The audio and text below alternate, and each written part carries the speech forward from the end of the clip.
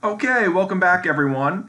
And in this video, we are going to look further into heap memory. In particular, we're going to look at four functions that are going to be used to basically manipulate heap memory in one way or another. Okay. Now, I just want to clarify something. Heap memory, there's a little bit of terminology that's a little bit confusing. It's probably more than a little bit confusing, but people refer to it different ways. And it's worth understanding the different ways in which the heap memory region is referred to. And I hate to do it because it is confusing to take the same underlying region and give multiple names for it, but it is something that you should be familiar with because you hear it used different ways. When you get in other courses and everything, you come up and you should be able to understand that they're all referring to the same thing. So if I refer to heap memory or dynamic memory or the free store region, okay, or manual memory for that matter, I'm referring to the same thing, okay? I'm referring to the heap memory region. And it's very confusing, but I want to point it out and be clear. So here when I'm talking about dynamic memory, right, or dynamic memory allocation, I'm talking about using the heap memory region, okay? So let's look at our four functions that are available for manipulating data in the heap memory region, okay? Now we've seen some of these before. We've seen the Malloc memory allocation function. We've also seen free for deallocating space on the heap. Okay, there's two others that I want to talk about today, Calloc and realloc. Okay, now what these functions do, right? They're all used for allocating, deallocating, or reallocating space in the heap. Okay, and they're all basically asking the operating system to do that. To do that, right? So whatever the function is designed to do, it's asking the operating system to say, hey, I either need space, or I don't need this space anymore, or I want to change the amount of space that I have available, okay? All right, now to start this off, I want to recap a little bit of what we've seen before because it's going to give us some proper context to talk about the other functions, okay? So we've seen Malloc previously, and we've also seen free previously, but let's just look at those and let's clarify what's coming in and what's coming out of those functions, okay? So here's an example on which we're using Malloc, and we're doing it to initialize an integer array of size 10. Okay. Now, and we've got the for loop here. We're just kind of doing something with it. We're printing out. And the reason I'm showing this is that what I want to indicate here is that this is something that is very, if we look at what would be printed out here to the console by dumping everything that's in the array, okay, there's a problem with doing this, and that what's happening when we have that call to Malloc is we have this array, which is in a pointer, an integer pointer, points to the beginning of an array of size 10. Okay? Now, the thing is, Malloc gives you that space and says, hey, this space is available, here's a pointer to it, you can use this space in the heap memory region for your program. Okay? However, it does not initialize it. Okay? So there could be all sorts of random junk data sitting in here. Okay? Anything in here could be whatever junk happens to be sitting in those addresses. Okay? It's not necessarily zero, could be, right? But you don't know, right? So this is considered a mistake to do this because the code is not initialized. Okay, we dump that out here, we're likely to see all sorts of wacky variables, or values I should say, all sorts of wacky values dumped to the screen because we don't know what is currently stored in these locations. Okay, so you can get very strange numbers you can't just assume that there's going to be zeros written in those locations. Okay, now that might seem strange to you. Say, why? Why would we not just have it default to initialize that space to 0? And the reason has to do with performance, right? Oftentimes, if you grab some location in memory, you want to immediately override it with some values that you have, right? You're going to be entering some data into that space, okay? And what we don't want to do is we don't want to have a system be slower than it needs to. Okay, so by not actually going in there and overwriting those values, we're saving, the operating system is saving some time. It's not having this extra overhead of having to constantly overwrite things that you're just going to overwrite again momentarily. Okay, so Malloc is doing that. That's by design.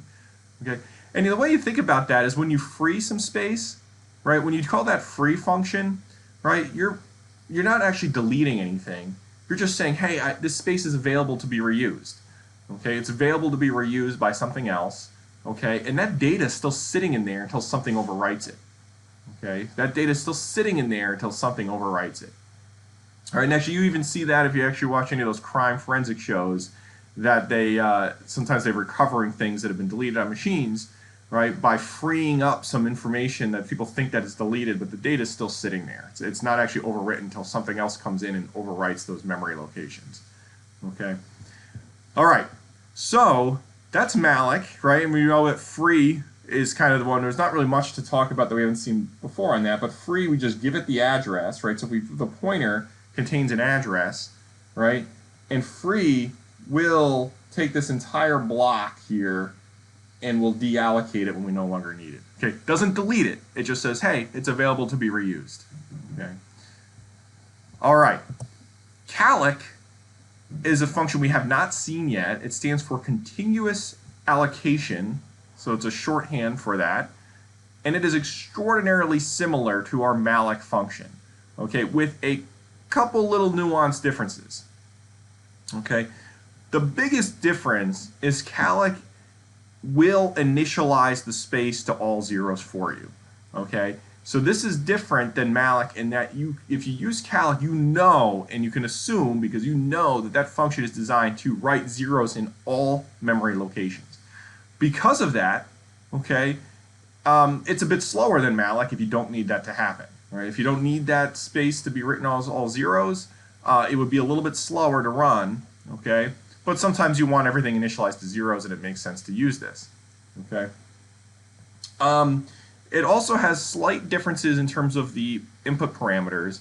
Malloc only had one single input parameter, which was the size of, like, the number of bytes that we wanted to allocate on the heap. Okay. Calloc is designed to work in blocks, where we give it the size here, the second input parameter. Okay, the second input parameter is the size of a block, right? The number of bytes per block in memory. Okay, and then here the size is the actual number of blocks. So then obviously the number, it's very similar to Malloc because it's going to do that multiplication for you. It's going to take the number of blocks times the size of each block, and that's how much space is going to be available on the heap. Okay, and it will go in and it will write zeros to all of those all the locations that are allocated. Okay, so in this case, if we go and we ran this here where we printed everything out to the console, we know that we're going to get this, right? We know that we're going to get all zeros down the entire, and that you're going to know that you're going to get that consistently every single time you run the program. Okay. All right, that's the biggest difference with Calloc, is it's doing the initialization for you. Okay? Use whatever one you want depending on the problem, right? If you're doing a homework assignment, if you're doing something and you want everything to be initialized to zeros, feel free to use Calloc. It doesn't matter, right? As long as you understand how they're being used, what they're used for, you can use either one. Okay. And so just kind of give you an example of that. These two blocks of code are identical. Okay. They're doing the exact same thing.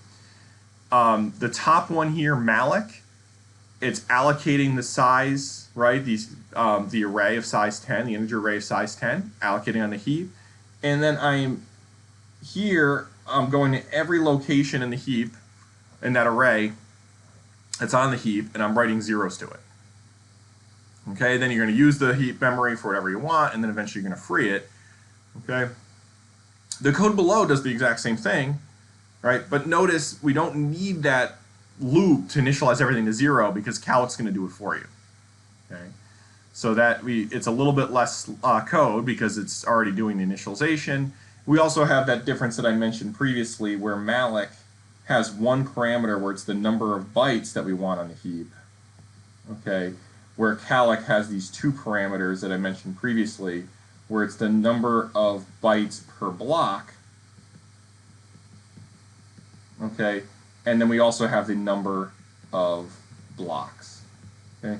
So it's really designed, I mean, people are using Calloc, it's designed for operating where you're having arrays, right, because you got these blocks, like the number of array elements that you have, okay.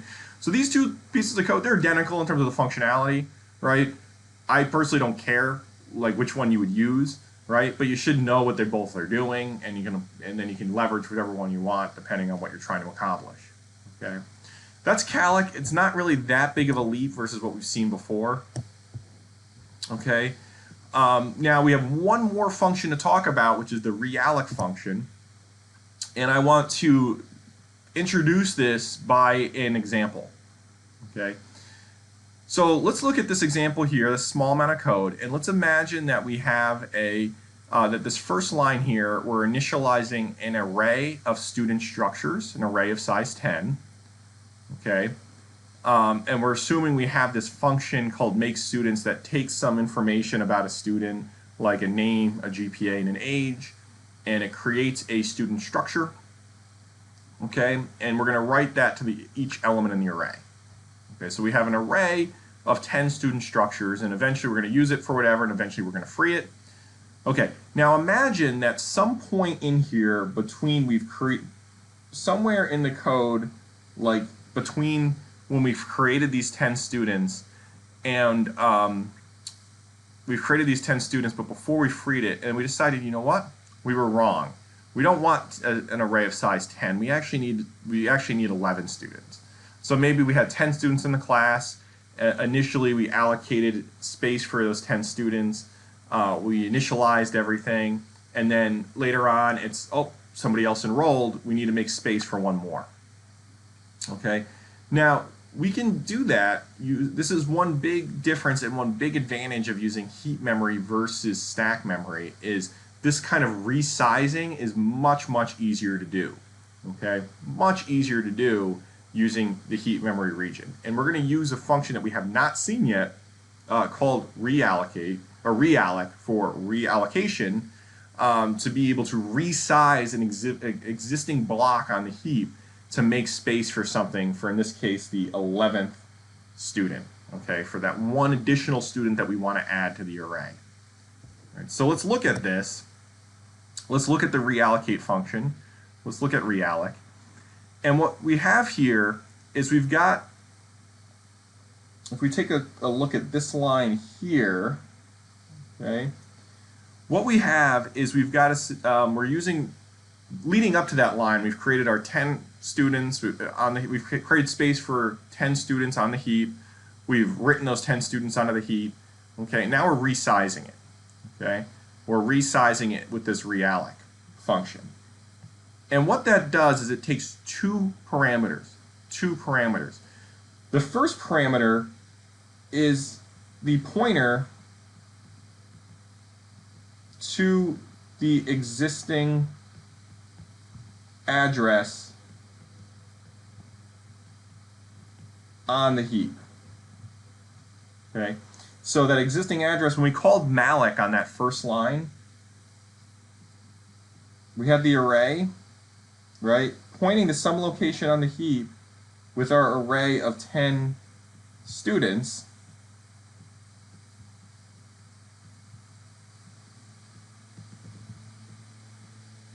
Okay, and so we have a pointer to the current block on the heap, okay, that current array, and the second parameter is the new size in bytes. Okay, so notice we've changed this from having an array of size 10 to 11. Right? We're saying, hey, this is the size we actually want. We had this other size previously of the block. We want to change it to this new size. Okay? We want to change it to this new size. And the output of that, and I'm going to explain this a little bit more detail how this works, but the output of that is we will get an array that has one additional item here at the end for that last student.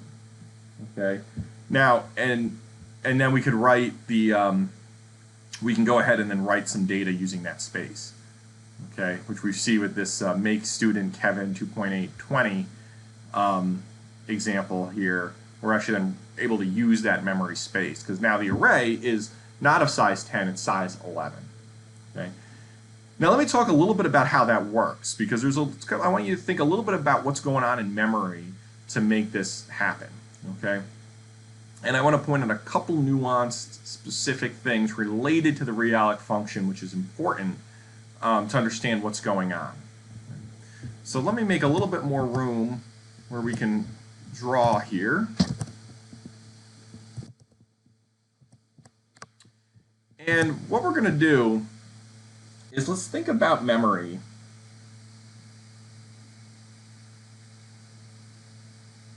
Okay, and let's imagine we've got an array that's being stored here. Okay, and this array is of size 10. Okay, and let's assume that all this shaded in area here is memory space that's not available. Okay. Not available. It's being used by other things. Okay. Now, in this situation, we're kind of lucky, because if we need to resize this to get one more thing, like this, the array to be a little bit bigger, we can resize this, and we have, if we've got this space here, if this is available, okay, that's available, what realloc is going to do is it's going to go ahead and just grab that, right? So that our new data block on the heap for the array is going to be this whole thing, okay? Because arrays are supposed to be sequential in memory. We're able to have that available. We can go ahead and grab that extra little piece, okay, if it's available. Okay. Now, sometimes it's not available. Sometimes we're going to be in a situation that looks more like this.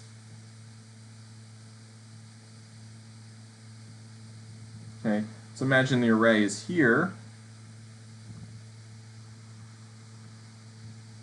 Okay, it has enough space for 10. Okay. Okay, but maybe we have some other, maybe this location that's right next to it sequentially is not available. Maybe we don't have this space that's being used by something else, but we have this other block somewhere else in heap memory that is available. Okay, what realloc will do in that case is it will change this array pointer to point to this new block, okay, and it will then give you whatever amount of space you need, like whatever you requested, the 11, okay. It will also automatically grab all of the data that's here.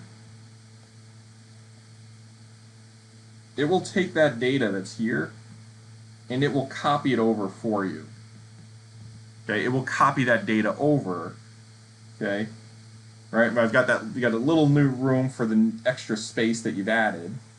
Okay, the extra space that was added, but it will copy it over for you. Now, the top example, right, where you have that sequential space in memory available already, it's a faster operation because it could just go ahead and grab it. Okay. The bottom example, where it's not, where you actually have to copy everything over, is considered a more expensive operation because there's more that has to happen where you're copying data and it takes more time. Okay. However, realloc is very useful in the fact that it's helpful that it will find that available spot for you in memory and then also copy everything over for you, right? So the thing is, you can't assume that the pointer before you call realloc and after you call realloc is the same. It might change depending if it had a copy to another location or not. Okay. Now, realloc can do a couple things. It can also shrink the size of the block if you wanted to. In that case, you know you could always go smaller without having to copy it over somewhere. Okay, but sometimes you want to say, hey, I don't need all this space. Go ahead and make it available, right, to something else. You can shrink the block, right, so you can make it smaller. And if you pass into realloc for the array, right, where here it's the array, that pointer, if I passed in there a null, if I pass in null, okay, it acts very, very similar to then like a malloc function, right? It just grabs, it just says, okay, give me a space on, just give me space in the heap of that size, right? So sometimes it's helpful because you might have some logic where under certain circumstances you want it just to create something for the first time on the heap, and then sometimes you want it to change the size. So if it gets past a null, it's going to operate really just like malloc. Okay. Okay, let's just go through an example. I want to do one example here that allows us to really think through that operation in a little bit more detail. And I'm going to call this an append operation, an operation where we build a function that is going to append a value at the end of the array. Okay, it's going to append a value at the end of the array. To keep it simple, I mean, the logic is really the same, just some minor differences. We'll use an integer array instead of an array of structures. Okay, and the scenario is basically the following, right? We've got an array. Okay, right? It's really just very similar. I just drew out. We've got an array. We've got a bunch of values in the array. Okay, and we've got an array that, and what we want to do here is we want to append some sort of value, right? We want to append it at the end of the array. So we want the array to get a little bit bigger, okay? So that's what we want to do. We want to append some value at the end of the array, just similar to what we saw before, okay? Now, here's an example using stack memory, and as you can see, this is really a non-optimal example because we've seen down here, right, in the main function, we've got this weird thing that we've seen before. And doing this in stack memory, we've got this strange thing where we have to actually write or allocate space on the stack for the new array that's a little bit bigger, which is a very weird thing to do, okay? And then we have this function here, and if we draw this out, what this function is doing, okay, let me draw out what memory is doing on the stack here.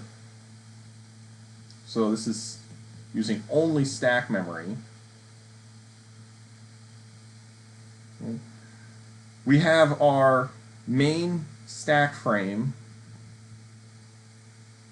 okay, that has our old array.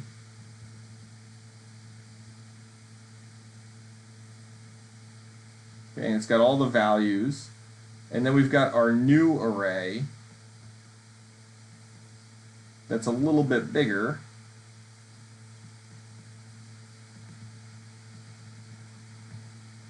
Right? Size 11 versus size 10. Okay? So here we've got, it's 1, 2, 3, all the way up to 10. Okay? And what the add to end, or this append function, is going to do, right, is this one has locally to this add to end stack frame, okay, is that stack frame's got a pointer to the old array, the new array, the value, and the array size, okay? Value getting passed in is 11, and the size getting passed in is 10. The old array points to this, and the new array points to this, okay? So that's our kind of calling the add to end stack function, how things are going to work. The add to end function using only stack memory. And the first part of the code here in that for loop copies everything over here, all the old values, 1, 2, 3, all the way 9, all the way to 10, right? And then at the very end here, it grabs and puts in at the very end, puts 11 in the last location. Okay, 11 in the last location of the new array. And then when the function terminates, all of this code, or all of these local variables here, are freed when the add to end function returns. Okay. Now that's not that dissimilar to what we've already seen previously using stack memory, and I'm using this to understand how it's a little bit messy doing this, especially the fact that we have this declaration of the new array that happens outside the function. Right? We want to have functions ideally contain all of the logic for performing an operation. You don't want to have all these dependencies that some are inside the function, some are outside the function. Okay. Now you notice a much cleaner example is to do something like this, and it relies on using heap memory. Okay, and I'm actually going to say something here is that we can even what we can do is well, let's take it one step at a time. Okay, this first part of the code here in the main, all that's doing is initializing. It's allocating space on the heap and initializing an array, I guess, of 1 to 10, just like we had before. Okay. So what that's doing is we could think of our memory. Okay, now we've got our heap memory down here.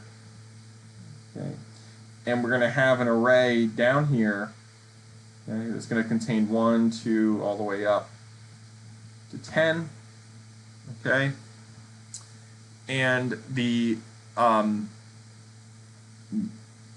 in the stack memory, we're going to have a frame for main. Okay, and main is going to has the array pointer, which is on the stack, is going to point to a location on the heap. Okay, it's going to point to a location on the heap. All right, we also have size here of 10. Okay. And then when append is called, so we've got this append stack frame. Okay. We've got the append stack frame, and that's going to have the array, okay, size and value. The array also initialized to point to the same location down here. Size 10, value 11. Okay.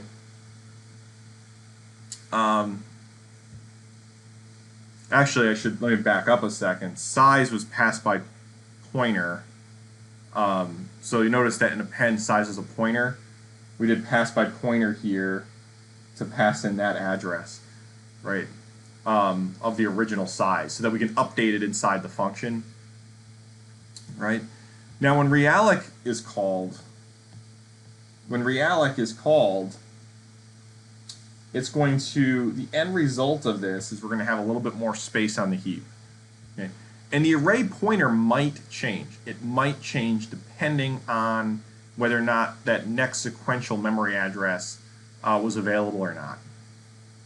Okay, so that's what realloc is doing. Notice realloc is bumping the size by 1 of the array. The number of bytes, it's the number of bytes per integer times the new size, which is 1 more. Okay, we're writing the value into that location. Okay, and then because we use pass by pointer for size, we're able to update this value here. That's actually in stack memory of the size variable. Okay, and it's important that we're returning the array pointer and updating the array value, because this pointer here, depending on what happened when the realloc function was called, it might have changed. It may or may not have changed depending on if that next sequential memory address was available. Okay. All right. So please go back and listen to that. I'm going to stop the video here. Realloc has, we start seeing some examples applying it. It gets a little bit more tricky. Focus on the fundamentals, make sure you understand what the function's doing, and then when you trace through this logic, you kind of see some of how the things are drawn out. I like pictures personally. I like to work with pictures. I think it makes it much easier to see what's going on. You want to have a really clear idea of what's being stored in which memory region. It makes it much easier to be able to troubleshoot, solve things, and just be able to design your logic appropriately. Okay, so feel free to ask questions. Let me know if anything needs further explanation. We can certainly follow up on that. And good luck, stay safe and healthy.